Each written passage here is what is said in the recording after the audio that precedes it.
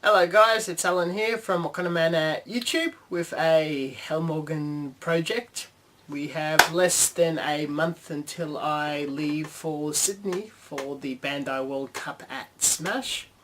And I'm actually smashing through this project quite well. There's a lot of work that still needs to be done. I've got some goals planned out. I've got about a week scheduled off work before the event so I could really gun-ho on painting then. But the major tasks or goals that I'm setting is painting is to begin on the 1st of July.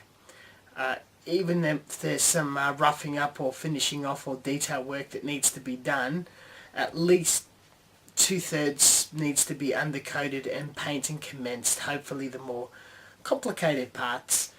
The next video I want to talk about the backstory that I dreamed up for this thing. For now, let's have a look at it. I've spread out on this table, and this is the genius part of this project. Yay, Firefox girl.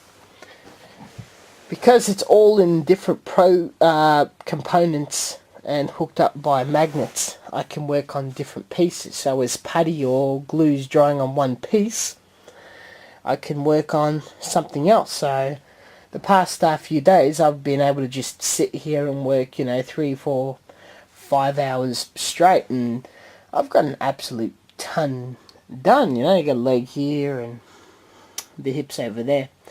So I'm going to assemble all this. Bits box. You've probably all seen this before, the steampunk parts. Yeah, I'll assemble all this up and we'll compare the whole thing, how it's looking at the moment. And here it is, assembled all together. Took me like 5 minutes to do it while cleaning up everything. But yeah, head to toe, everything that's different. The helmet, oh, ton of work. Little Warhammer badge.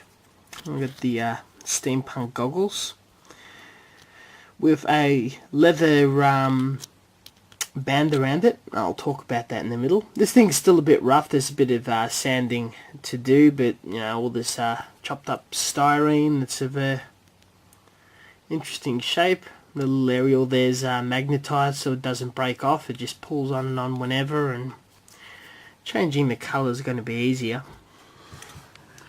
And we've got the tunic neck thing, part of the uniform going, and that's all magnetized. The torso, the only thing is we've got snake chain coming out of the nipples, and the stomach's filled in.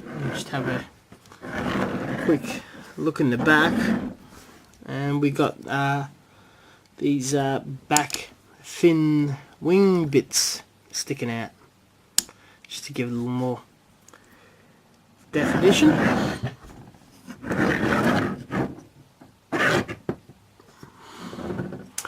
Working my way across, the arms have been puttied up because I need to do some sculpting with putty around the joints and sleeve, and the final bit of armour filled in. The machine gun's been scratch built, puttied up, finished, and some steampunk components. The concept of the gun is there's something like a shotgun machine gun and some sort of slug or single shot grenade launcher, just a heap of weapons in one hand. The shaft, nothing new, but I'm preparing for stuff for that very, very shortly. The other arm, besides some putting around the red textured plastic, not much else. The hips, nothing. The legs have been puttied up for the same reason as the arms. Gonna have to scratch build with putty the knee joints and add extra armour, so that's all neatly done. This is very cool. The scabbard or sheath for the sword.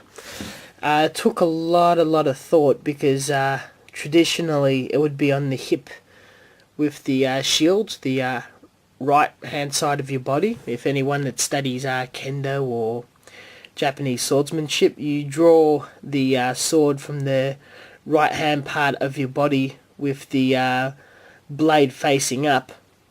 But since this is a double-edged Western style thrusting sword, you carry it on your body in any way that works. I was going to put it on the back, but since there's all sorts of backpack detail and whatnot, there's nothing going on this side of the body, so it just got sculpted there.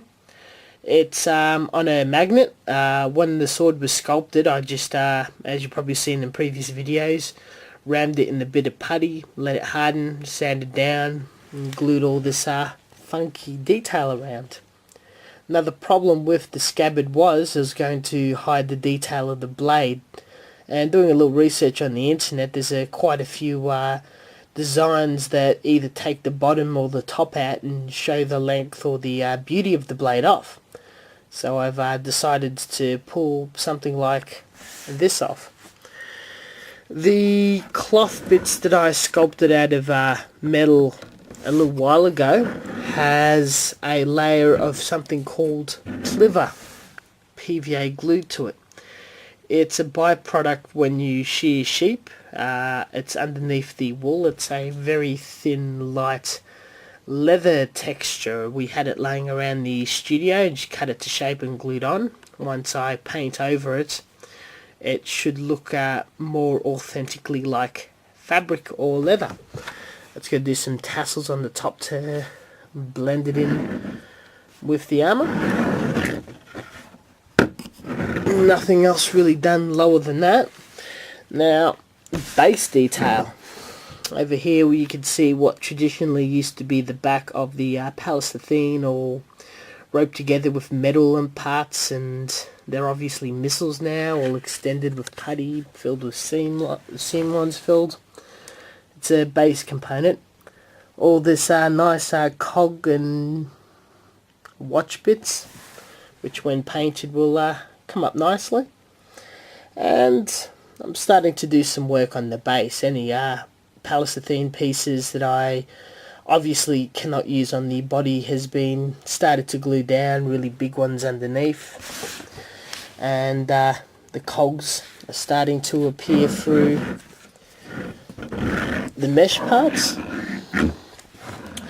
I've already glued down a really big one. It's like a gyroscope or something off a remote control helicopter, and a really big base part off a watch. So the larger cogs that I've ordered a while ago will start going in there, then the smaller ones, and they'll overlap each other and whatnot. Another view of the back part, which is less detailed, of the missile stand that fans on the back.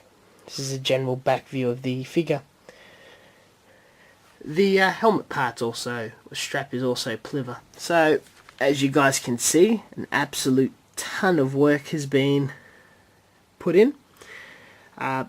Getting very close to not a lot of refinement needs to be done, as I've been doing it as I go along. Though the major works is the arms, legs, finishing off the sword, finishing off the pole, the tassels on the fabric part, the chest upper body area needs some padding up and detail. Those little Warhammer parts need to be glued on. So we're looking at about a week and a half work, but I can't see why we can't start undercoating or priming stuff. The base will go along really easy. A lot of fun, just leftovers. So just pivoting around. Sort of dragged this video out, haven't I? Concludes the video. Thank you very much for watching. And until next time, I hope you guys have been enjoying this build. I'm really happy with my progress. coming along nicely. It's working together, and let's hope I go well in the Bandai World Cup.